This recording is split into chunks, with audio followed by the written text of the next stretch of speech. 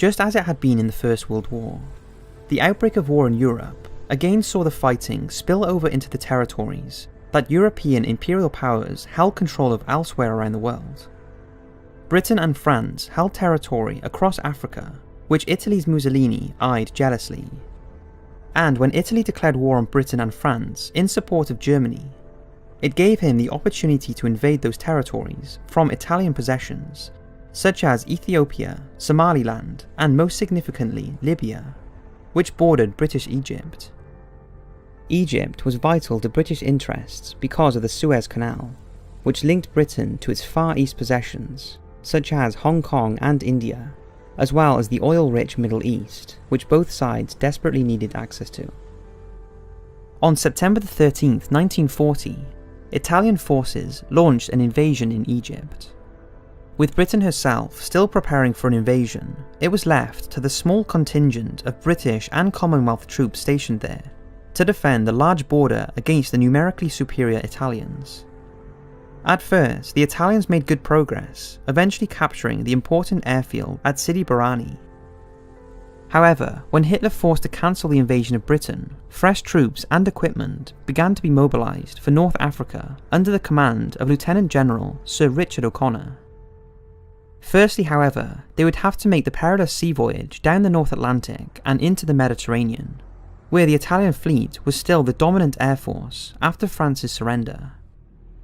Heavily outnumbered, the British concocted a daring plan to attack the Italian fleet while it was still moored in Port Taranto, using obsolete Fairey Swordfish biplane bombers. On the night of November 11th, 1940, the force of Swordfish bombers took off from HMS Illustrious and caught the Italians completely by surprise. The attack inflicted severe damage on a large number of the Italians' capital ships, taking them out of the war for several months in order to be repaired, and thus severely hampering Italy's efforts to disrupt supplies to North Africa. Unfortunately, the British still had to contend with air and submarine attacks. The task of expelling Italian forces from Egypt seemed immense in the late 1940s, and yet the newly arrived British forces managed to achieve just that. The British retook Sidi Barrani, and by January 3rd, 1941, were already pushing forward into Libya. In 2 months, a British force comprising of just 2 whole divisions had advanced 500 miles, destroyed 10 Italian divisions, and taken 130,000 prisoners, as well as capturing over 1,000 tanks and artillery pieces. Operating from Italy, the German Luftwaffe began supporting the Italian operations from the air. But things on the ground continued to go badly for the Italians, with British forces capturing the strategic port of Tobruk on January 22nd. Confident of Italian defeat, Churchill began his plans for helping to defend Greece and the Balkans from a joint German and Italian invasion.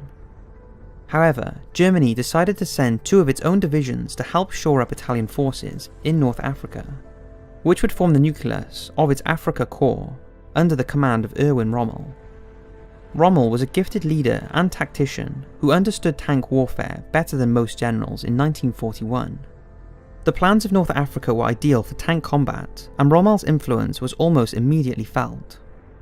He attacked El Agheila on March 24th, and then pushed east across Libya back towards Egypt. However, he failed to retake Tobruk, and instead laid siege to British garrison there, which held out for a staggering 240 days. Providing a severe thorn in the side of the Axis forces and tying up resources.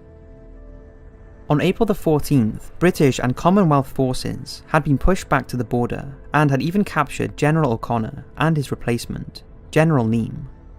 But Rommel's forces were struggling with the logistic problems, which Hitler feared the British could take advantage of.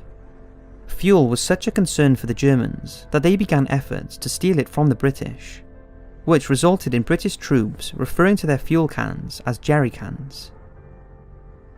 By May, Rommel was forced to halt his advance at Hellfire Pass in Egypt while he resupplied his forces. Under General Wavell, the British did indeed counterattack in June, hoping to cut off Rommel's supplies and force him to surrender. But Rommel outmaneuvered him and the attack failed. As the year went on, the British became obsessed with killing Rommel, who had earned the nickname Desert Fox. and even sent a commando raid to assassinate him, which ultimately failed.